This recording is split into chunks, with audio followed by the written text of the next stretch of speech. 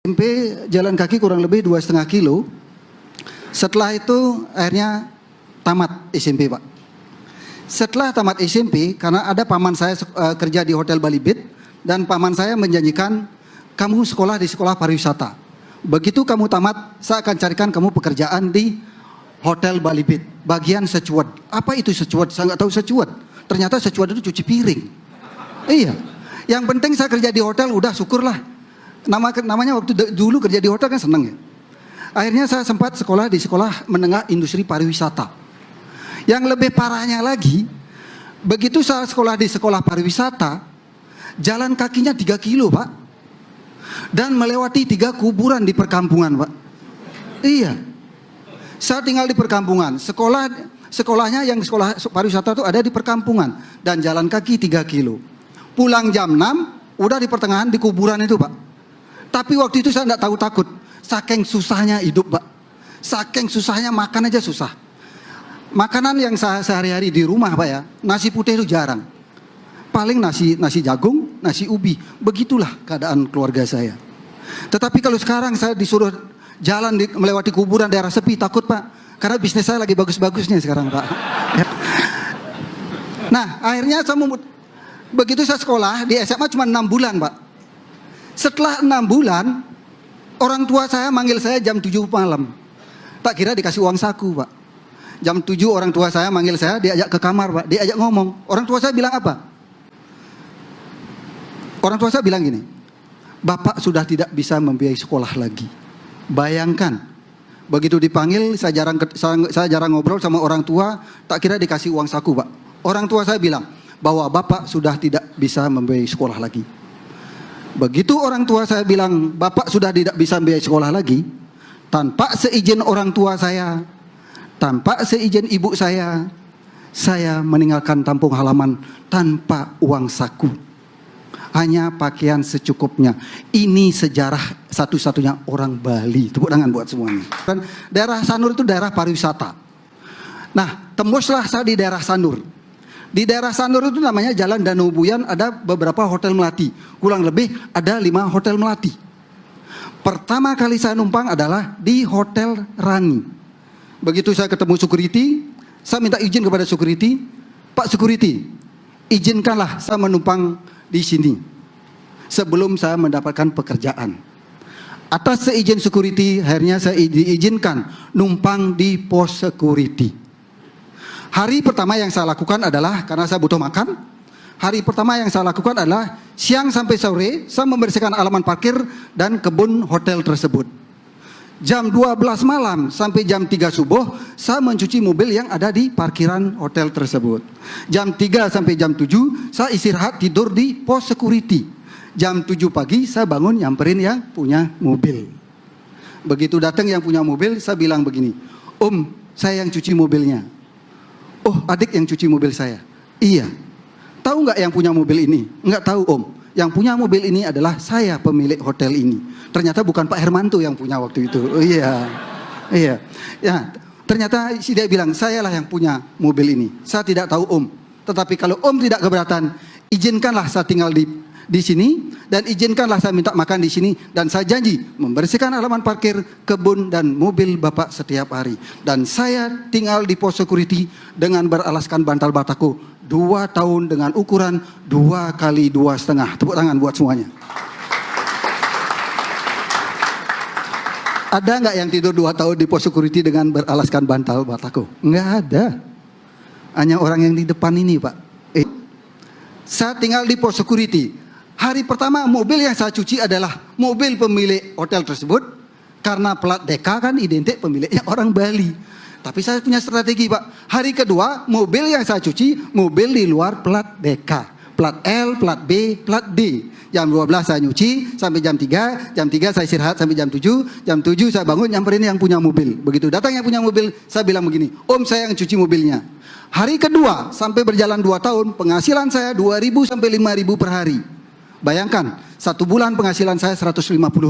Bayangkan waktu saya sekolah dikasih uang saku cuma 100 rupiah. Begitu di hari pertama saya merantau ke Denpasar tanpa seizin orang tua, satu, saya sudah dapat tempat tinggal meskipun tidur di pos security. Hari kedua, saya sudah mendapatkan penghasilan sampai 2.000 sampai 5.000 per hari selama 2 tahun. Saya sudah menyatakan suatu saat saya akan menjadi orang yang sukses di Bali ini. Tepuk tangan buat semuanya. Akhirnya setelah 2 tahun kemudian saya memutuskan berhenti melakukan aktivitas cuci mobil karena terlalu berat bekerja malam. Nah, akhirnya dengan modal jadi tukang cuci mobil dan menyisihkan tabungan senilai 150.000. Uang yang 150.000 itu saya gunakan beli sepeda motor Honda 70 yang kecepatannya tidak boleh lebih dari 70 karena cc-nya aja udah 70. Modal pertama adalah dari hasil saya cuci mobil adalah sepeda motor Honda 70. Dengan modal Honda 70 itulah mulai saya mencari pekerjaan. Dan pertama kali saya bekerja dan tidak pernah bekerja di tempat lain adalah di Konveksi Siddhartha. Pertama kali saya bekerja dan tidak pernah bekerja di tempat lain adalah di Konveksi Siddhartha. Tepuk tangan buat Pak Siddhartha. Ya. Satu-satunya karyawan yang tinggal satu atap di satu perusahaan dengan ownernya adalah saya sendiri. Yang lainnya tidak ada yang mau tinggal dengan satu atap dengan satu perusahaan dengan owner. Kenapa? Karena rata-rata karyawan menghindari pekerjaan di luar jam kantor. Kalau saya kebalik, saya lebih pilih tinggal sama Pak Hermanto. Karena pasti dikasih lebih, Pak. Ya kalau kita rajin pasti dikasih lebih, disayang kan itu. Akhirnya satu-satunya karyawan yang tinggal sama bos adalah saya sendiri. Kewajiban saya, pekerjaan kan pasti lebih banyak, Pak. Toko buka jam 8, saya jam 6 udah bangun. Harus ya bersih-bersih lah, Pak. Begitu juga sebaliknya, teman-teman pulang saya jam 5, saya masih tutup toko dan bersih-bersih. Di atas jam 7 malam daripada saya diam, saya belajar menjahit, sablon dan motong. Di atas jam 7 malam, waktu saya gunakan untuk belajar menjahit, sablon dan motong. Yang tadinya saya hanya tamat SMP yang tidak tahu apa-apa, begitu saya bekerja di sana punya kelebihan bisa menjahit, sablon dan motong. Dan perusahaan Siddhartha semenjak ada saya semakin besar, semakin maju. Dan begitu pekerjaan banyak di Pak Siddhartha, saya bawa keluar, Pak. Sebelum ada saya, pekerjaan begitu banyak di perusahaan itu tidak pernah keluar. Begitu saya ada di sana, begitu pekerjaan banyak, saya bawa keluar. Begitu saya bawa keluar, ketemulah teman saya SMP. Itu ceritanya. Yang istri saya sekarang, Pak. Iya. Nah, begitu pekerjaan banyak, saya butuh pengepul, Pak. Saya bawalah keluar. Ketemulah teman saya sekelas di SMP. Ini teman sekelas saya SMP, Pak, istri saya. Nah, begitu saya ketemu, sering curhat, kamu kerja di mana? Di sini. Udah berapa lama? Setahun. Jadi apa? Tukang jahit, gitu. Nah, dia jadi tukang jahit, saya juga tukang jahit, tukang sablon, tukang potong. Sering curhat, sering curhat, sering ketemu, akhirnya pacaran, Pak. Waktu SMP saya nggak pacaran. Begitu merantau, saya pacaran. Nah, karena bos saya punya salon, Pak, yang perempuannya punya salon, saya pacaran lagi di salon, Pak. Punyalah 2 pacar, Pak. Tepuk tangan buat semuanya. Iya. Pak Hermanto saya waktu itu punya 2 pacar, Pak. Tukang jahit 1, pegawai salon 1. Akhirnya ketahuan saya sama pacar saya yang tukang jahit, saya mau diputusin, Pak. Kamu pilih tukang jahit apa pegawai salon? Daripada saya diputusin, kalau saya nikah sama pegawai salon, skillnya beda, Pak. Duh, kalau saya mau maju, saya harus nikah sama tukang jahit. Akhirnya saya nikah sama tukang jahit. Daripada saya diputusin, akhirnya saya nikah muda. Akhirnya begitu saya nikah muda, Pak Siddhartha, bos saya keberatan. Kamu terlalu kecil nikah. Berat loh untuk biaya hidup. Udahlah, Pak, percaya sama saya. Begitu saya nikah muda, perusahaan Bapak akan lebih besar. Nggak mungkin. Yakin, Pak. Akhirnya begitu saya nikah muda, perusahaan Pak Siddhartha semakin besar. Pekerjaan yang seharusnya di luar, akhirnya saya kerjakan sama istri saya kontrak tanah, Pak. Akhirnya perusahaan itu jadi maju, berkembang. Nah, karena perusahaan Pak Siddhartha, bos saya semakin maju, semakin berkembang, saya juga ingin maju. Saya ingin maju, meskipun tamat SMP gitu. Meskipun tidak tahu apa-apa. Akhirnya tahun 90, saya memutuskan memberanikan mengontrak toko kecil dengan ukuran 6x5, namanya Cok Konveksi. Tahun 90. Tahun 90 saya kontrak toko kecil, tetapi untuk ngisi barangnya nggak bisa. Disitulah saya izin sama Pak Siddhartha. Pak Siddhartha, saya kontrak toko, Pak, tapi untuk ngisi barangnya saya nggak bisa. Tapi kalau Bapak tidak keberatan, izinkanlah saya bekerja sama Bapak. Kamu terlalu berani mengontrak toko. Kontrak toko memang murah, tapi isinya yang perlu. Akhirnya saya ajak Pak Sidarta lihat lokasi. Begitu dilihat lokasinya, Pak Sidarta suka. Akhirnya tahun 90 sampai 94 saya bekerja sama dengan Pak Sidarta. 4 tahun saya kerja sama. Selama 4 tahun saya kerja sama, tahun 94 saya betul-betul pingin mandiri, betul-betul pingin pisah. Saya pingin punya usaha sendiri. Artinya saya kerja sama 4 tahun, dari tahun 90 sampai 94, tahun 94 saya pingin pisah. Akhirnya saya minta izin kepada Pak Sidarta. Pak Sidarta, izinkan saya mandiri. Izin pertama ditolak. Begitu juga saya datang yang kedua, Pak Sidarta, saya minta izin sekali lagi. Saya ingin mandiri, Pak. Izin kedua ditolak. Terakhir saya datang lagi, izin ketiga sama Pak Sidarta, juga ditolak. Yang terakhir kalinya, dikasih tidak dikasih, prinsip saya harus pisah dan saya harus keluar. Ternyata begitu saya minta izin sama istrinya, ternyata izin itu ada di istrinya. Tepuk tangan buat istrinya Pak Sidarta. Iya. Akhirnya tahun 94 berkat izin dari Ibu Sidarta, akhirnya saya diizinkan pisah.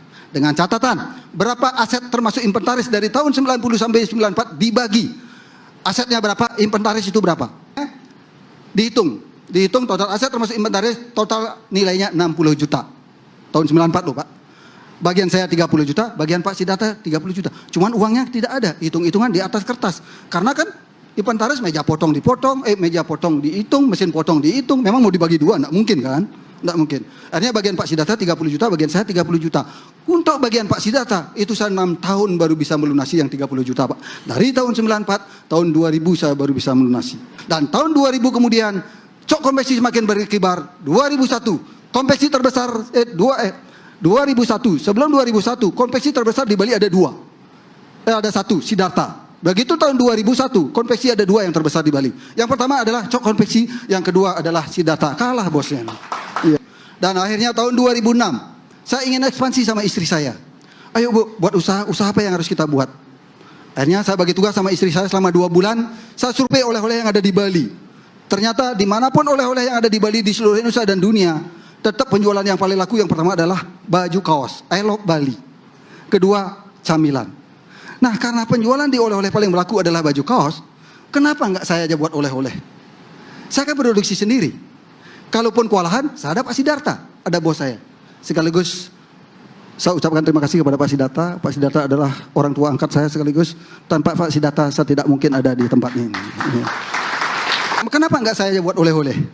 Akhirnya tanggal 16 bulan 5 saya memberanikan diri memutuskan membuka Krishna yang pertama di tanggal 16 bulan 5 2007, Krishna yang pertama dengan luas 200 meter persegi. Tapi sekarang udah 2.500. Iya. Ini yang pertama. Krishna pertama, Pak Hermanto. Krishna pertama begitu kita buka grand opening, Pak. Target penjualan per hari cuma 300.000, Pak. Begitu kita buka, penjualan pertama karena grand opening 4 juta. Gila gak 4 juta, ini uang apa ya? Gaji saya aja cuma 100.000 waktu itu, penjualan 4 juta. Hari kedua 3 juta Pak.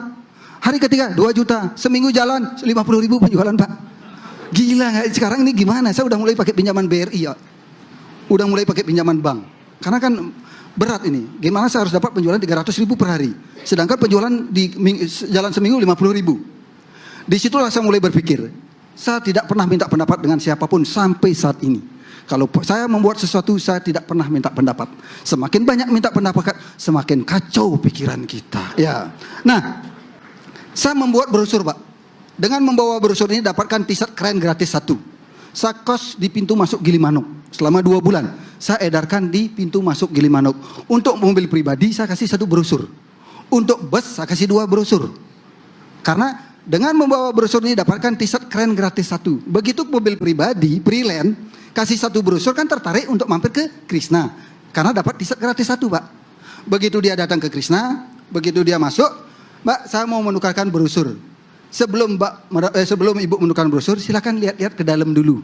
Paling tidak, begitu dia ke dalam outlet Krishna, minimal 30 menit sampai 1 jam, saya yakin pasti keliling di sana. Begitu keluar, minimal belanja 100.000, Pak. 100.000 dipotong 10% berapa? 10.000. Harga souvenir cuma 6.500, Pak. Saya dapat untung di souvenir 3.500 plus dia oleh-oleh lagi sekian persen. Tangan buat semuanya. Itulah cara promosi yang pertama. Yang kedua, cara promosi saya kedua, saya minta teman-teman saya yang dekat rumah, tolong teman-teman yang punya mobil, tolong parkir di depan di toko saya dulu selama 2 bulan. Minta tolong dengan hormat, bilang gitu. Iya. Semua teman-teman saya Saya suruh parkir di sini yang punya mobil di tetangga-tetangga saya. Udah tolong minta tolong lah selama sebulan 2 bulan. Akhirnya begitu diparkir di sini orang ngelihat begitu pesta kesenian Bali, gila Krishna baru buka udah rame, padahal nggak ada tamu di dalamnya, gila nggak ada tamu. Tapi kan orang kan ngelihat gila Krishna itu baru buka seminggu udah rame, padahal itu strategi aja. Iya, ternyata Pak itu bisa mengelabui para customer juga. Tapi kalau sekarang boro-boro mau parkir di Krishna, jangan pernah parkir di Krishna karena kita kurang parkir. Akhirnya berhasil. Disitulah akhirnya saya memutuskan membuka Krishna yang kedua. Tanggal 16 bulan 5 2008 dibuka Krishna 2 dengan luas 5.000 meter persegi bersebelahan dengan oleh-oleh Erlangga. Tepuk tangan buat Erlangga. Iya. Karena Erlangga itu sahabat saya. Begitu saya buka di sana, di awal saya minta rekomendasi, tidak pernah mau ditandatangan sama Erlangga. Tetapi karena belas kasihan saya terus silaturahmi, niat tulus saya dan baik saya, akhirnya hubungan saya dengan Erlangga sudah seperti keluarga sekarang. Seperti tepuk tangan buat Erlangga. Nah, begitu buka Krishna 2 di sini, karena ini jalan Perbo dan bus tidak boleh masuk. Begitu ada Krishna dan Erlangga, jalan Nusa Kambangan ini jadi macet, Pak. Karena kan bus tidak boleh masuk. Begitu ada Krishna, jalan ini menjadi macet. Omset Erlangga naik dan Krishna juga naik. Satu-satunya oleh-oleh terbesar di Bali adalah Erlangga di 2008. Begitu buka Krishna 2008 yang kedua, dan kedua ternyata ada 2 oleh-oleh terbesar, Erlangga dan Krishna. Buat tangan buat Erlangga. Perjalanan yang paling berat di masa lalu saya adalah saya di umur 35 pas berhasil, Pak. Saya di umur 35 ke bawah masih baru tahu namanya uang ratusan ribu, 1 juta gitu. Begitu di umur 35 pas 2008 2009 saya dapat jualan sehari itu bisa 1 miliar, Pak. Ini uang apa Pak gitu. Saya kaget juga, Pak. Saya sampai ngitungnya di apa ya? Nggak pernah pakai kalkulator apa di tempat tidur. Ini uang apa gitu. Tapi saya sangat bersyukur kepada Tuhan Yang Maha Esa gitu. Ini adalah di tengah sawah. Satu-satunya oleh-oleh yang di tengah sawah. Kurang lebih luasnya 3 hektar, sekarang 4 hektar, dan ini di perkampungan jalan kecil. Tapi sekarang ini lagi rame. Dan kemarin sebelum ini waktu proyek, Romi Winata termasuk suaminya Bu Puan, Pak Happy sempat datang ke sini. Gila, lu membangun oleh-oleh di perkampungan jalan kecil dengan luas 3 hektar. Siapa belanja? Gila lu. Saya hidup memang butuh uang, butuh materi. Tetapi yang saya butuhkan adalah bagaimana menghidupi desa saya menjadi makmur. Semenjak ada Krishna di sini, desa saya yang penghasilan cuma hanya 20 juta per bulan. Semenjak ada Krishna, dari objek wisata ini penghasilan desa saya 1 bulan 600 juta. Iya. Dan desa saya di sini sekarang sudah tidak mengeluarkan biaya upacara, Pak, dari hasil waterfall dan parkir. Begitu juga termasuk di Bali Utara, Pak. Bali Utara kita ada 9 outlet, Pak. Masih minus semua, Pak. 1 bulan itu sekitar 1,5 miliar, Pak. Tetapi yang penting saya bisa membuka lapangan pekerjaan, pengangguran